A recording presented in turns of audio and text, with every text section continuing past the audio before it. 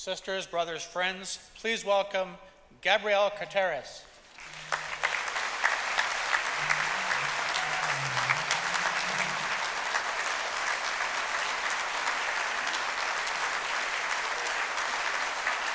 Wow. Thank you, thank you, thank you, thank you. You know, when you see it on screen like that, it looks like it was just a smooth journey, right? But if someone had told me 20 years ago that I would be in this position standing here in front of you right now, I actually would have laughed. I guess you never really know who you will become or where our life decisions will lead us. You know that saying, you make plans and God laughs? It could never be more true. I just want to begin by thanking President Hagerty and President May Chalmers, as well as the rest of the officers and the executive board of both locals for asking me to be here today. I really want you to know I am excited. It's a great honor to speak before you, the members of UFCW Local 175 and 633. I saw President Mark Perrone yesterday. He's a good friend and a wonderful leader as well. And when I talked to your presidents and some of your board members, and they were so proud to talk about your union. 70,000 members, 500 stewards, plus, and they made sure to let me know this, a strong contingent of young members. God bless the young members.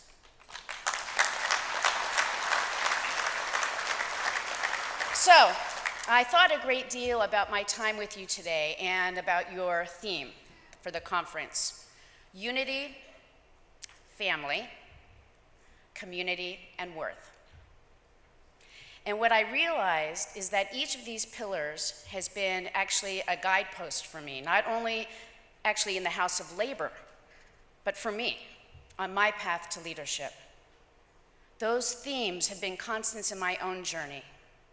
Unity, the thing that makes us strong. Family, that which gives us heart. And community, that's key, because we can never do it alone.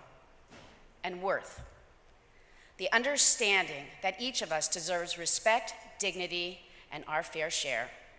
These are actually the watchwords of my life and my profession. So, that video you just saw, which I think it's kind of cool, right? It looks smooth and I look confident.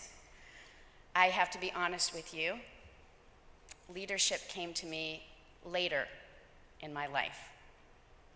But when leadership did come, I want you to know I jumped for it. I did, I embraced it. Many of you know me as Andrea Zuckerman from 90210. Yeah, thank you. What you may not know is that back then, I did not like to rock the boat. I was starting on a hit show. It was exciting, and it was exciting beyond belief. But I was not empowered yet, not yet. I was actually afraid. And what I didn't realize then was that everybody is afraid.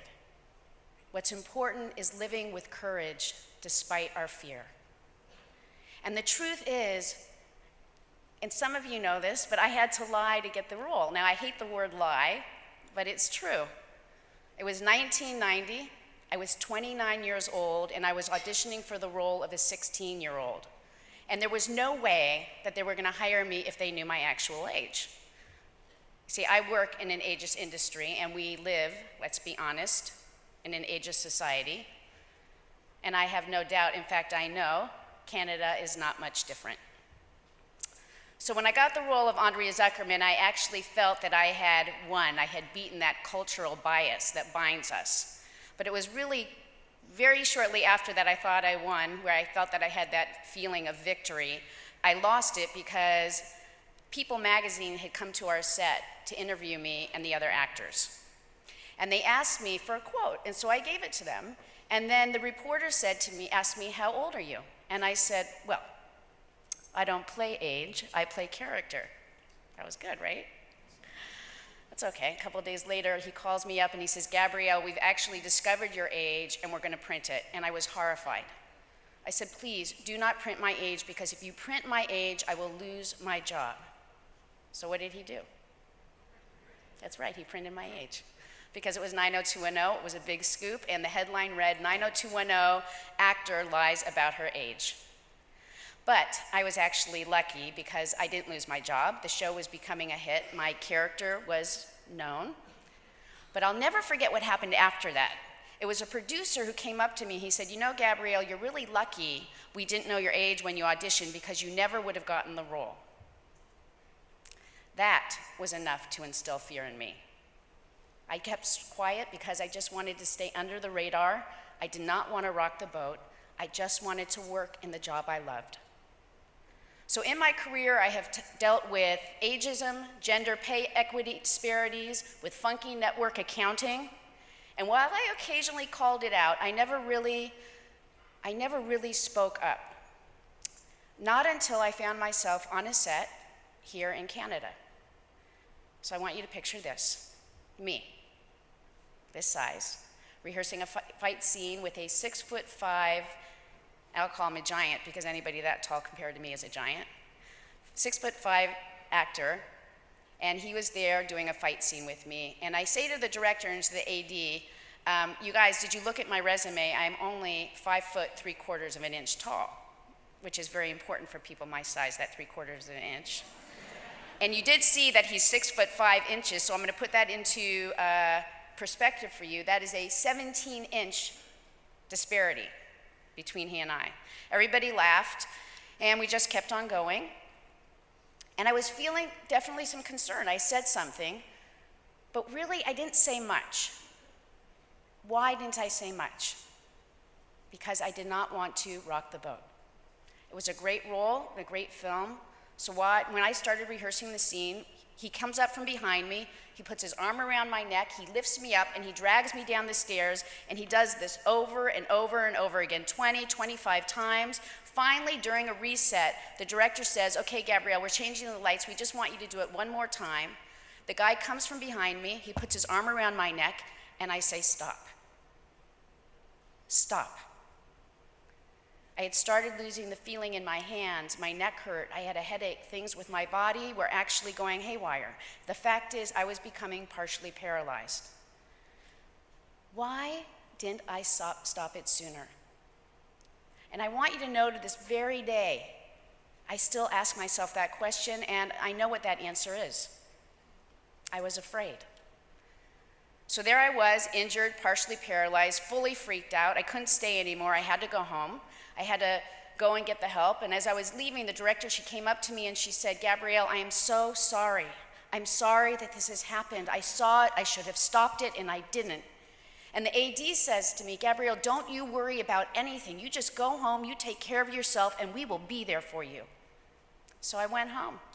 I went home and I went to see the doctors, and I was sitting in a doctor's office. At that point, my body was thrashing back and forth. My husband had to hold my head so it wouldn't hit the wall, and my phone rings, and it was the AD, and he said to me, boy, are you lucky, Gabrielle, that you have health insurance through your union.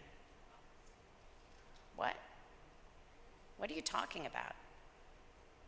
And then it dawned on me. They weren't going to take care of anything. They weren't going to make sure that I got medical care or any other help. And I said to them, wait a minute. I said, wait a minute. Are you kidding me? You saw what happened? You said that you were going to take care of me, and now you're just going to abandon me? That was the moment that I went from inner activist to out of the closet activist. Oh my God, you do not know the fury that rose. It's true. Whether I was afraid or not, I was going to rock that boat. I was going to rock it. Not only rock it, I was going to make sure it flipped over, and I did. I went public. I went public with my injuries and my story. I went to the press, and I let the world see what I looked like because I did not want to be in the shadows anymore. I had finally found my voice, and I was going to use it. Now, another thing that you might not know about me, or it might surprise you, and I have a feeling there are many in this room who share this same thing. It's hard for me to ask for help. How many of you have a hard time asking for help? Right? I believe there's men and women who have a hard time. It's really hard for me also to reach out. But I actually needed help in that moment, and I did reach out for it. And you know what? My family, my community, and my union were there for me. The union was actually incredible. They wrote letters to Canada on my behalf. They supported me and made sure that I had the health care that I needed. And you know, I have been an actor almost my entire adult life, and I had always been a member of the union, but I never really understood what a union meant. I didn't understand what a union does. But once I experienced the raw power of the union and the community of my labor colleagues, I was inspired, I was fired up, and I started to get involved. I realized as I started working with my fellow performers that I shared so many of the same work-related issues as everybody else.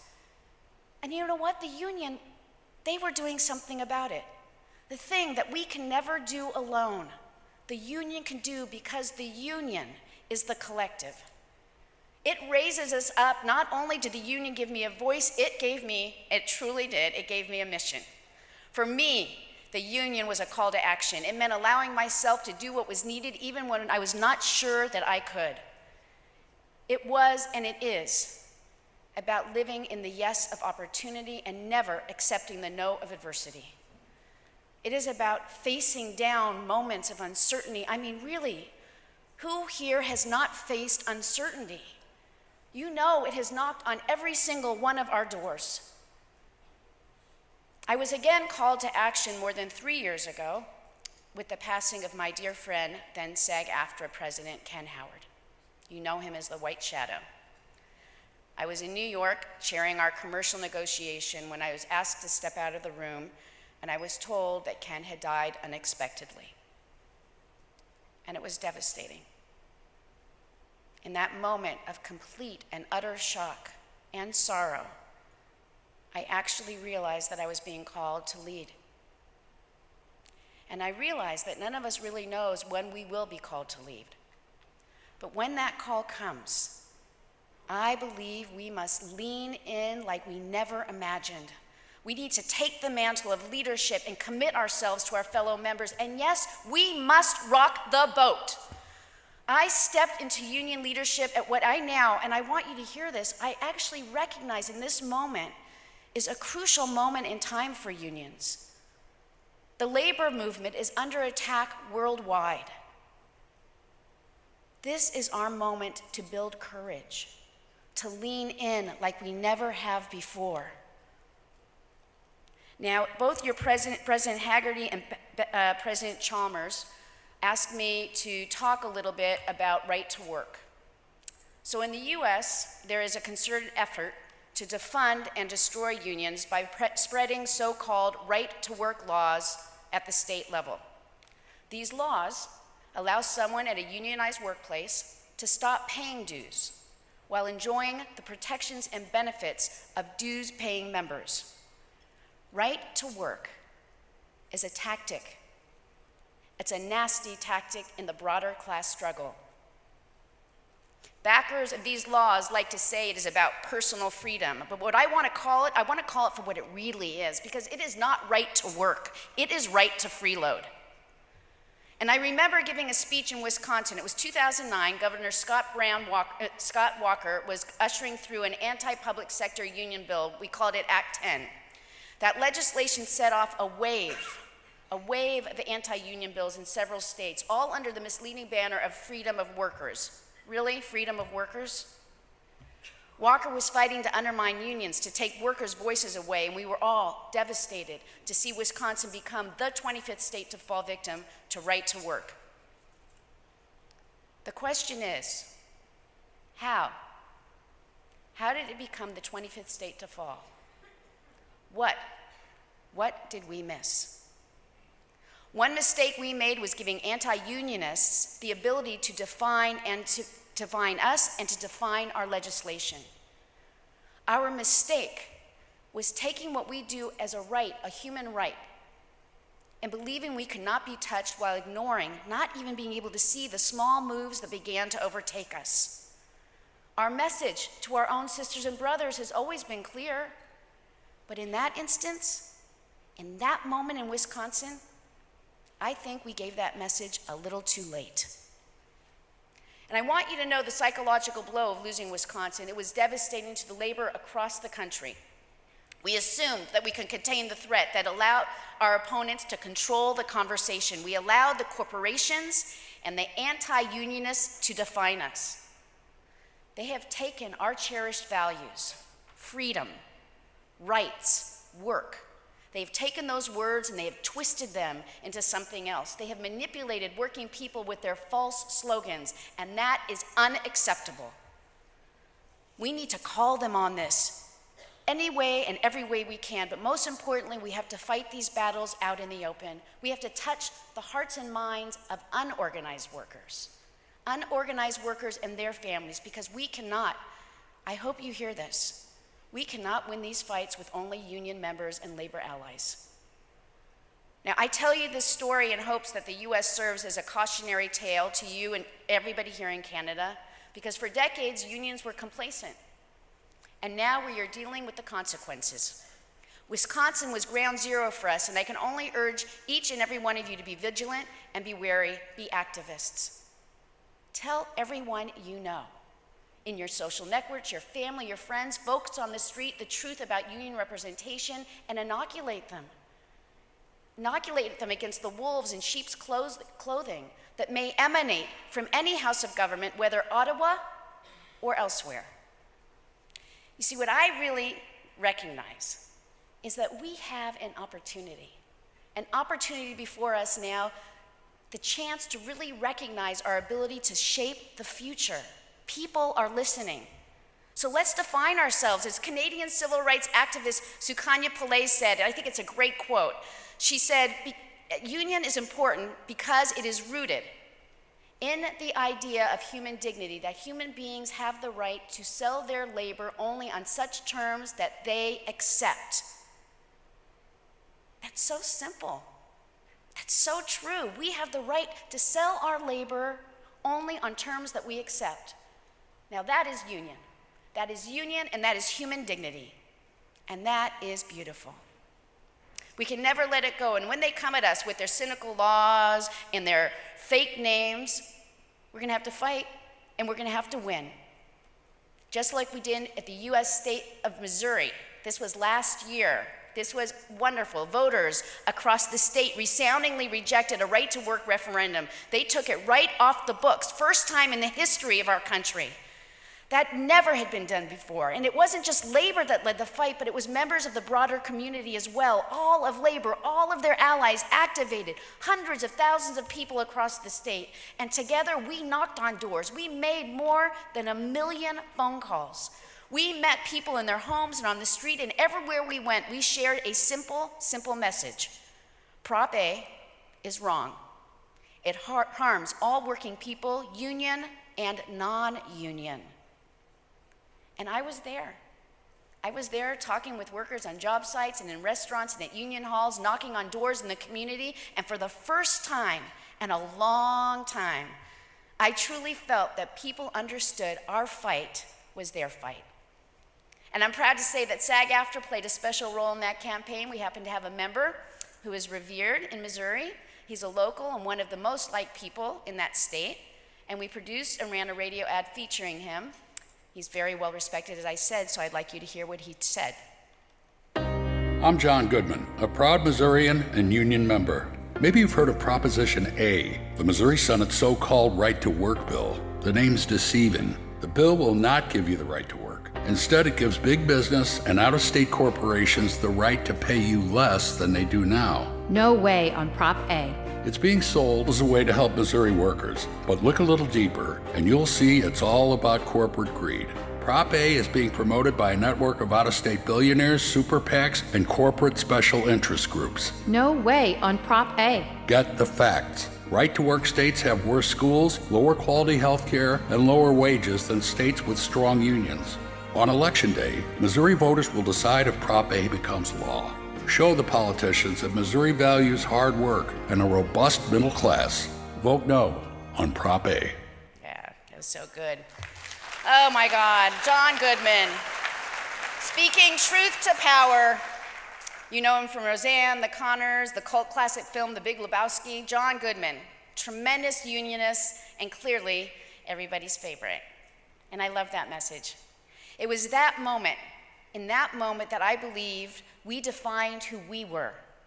We defined who we were and who our opponents were. It was not inside baseball conversation, an agreement only among unionists and our allies. This was for the people, and it was far more powerful because of that. This was a true outreach to Missouri families. It created unity and a sense of community, and it gave working people immense dignity, value, and worth, your pillars. Ultimately, 67% of voters rejected Prop 8 and removed Missouri's right to work law. Prop A failed in 100 of the state's 150 counties. It was remarkable.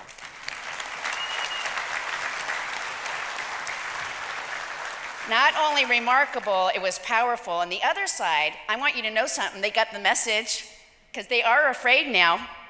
They may have endless money, which they definitely use to buy political power, but we must never forget, never, that we have people power. And that is the greatest power on earth. It is that is the will of the people that is what creates democracy. And our movement connects people on a deeper level and channels our collective strength towards the greater good. Be proud. I mean, we inspire a sense of purpose and worth. And they will try to make this fight about union interference and corruption. I promise you they will. They will try to paint you as a problem that slows down productivity, prevents companies from making money or making decisions. But we know that that is not true, and we have to tell the real story, the true story. Never forget that unionism creates security, dignity, and ensures that people have a voice and that there is stability and certainty across industries and communities when they work with unions. So, how do we counter our opponents? Well, as I said, by sharing our stories, the experiences that define us, starting here in this room today. So I would like to ask, who here thinks about your own leadership journey? When was the moment you said, stop, I won't take it anymore? When did you draw strength from your community, your family, and your fellow union members? What are your defining moments, the guideposts that led you here? Because by being in this room today, you have all recommitted to your leadership. And I think that by answering these questions, we can start to turn the tide of anti-labor legislation, unity, family, community, worth. It is everything that matters and everything that drives the House of Labor. I am learning the true power of these words in my journey in leadership, a journey from fear to strength. So, remember how I began this conversation?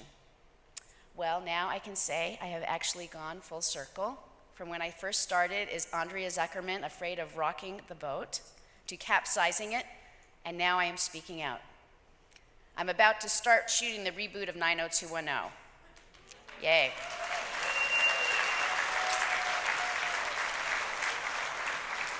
And I am 58 proud years old, right? And I have earned my years, and I have discovered that we are indeed stronger together. And when I walk on that set in Vancouver, I will be in the fullest me with no apologies. I now have the courage to move forward despite my fears, using the power of my voice that I discovered through my brothers and my sisters in leadership. Thank you.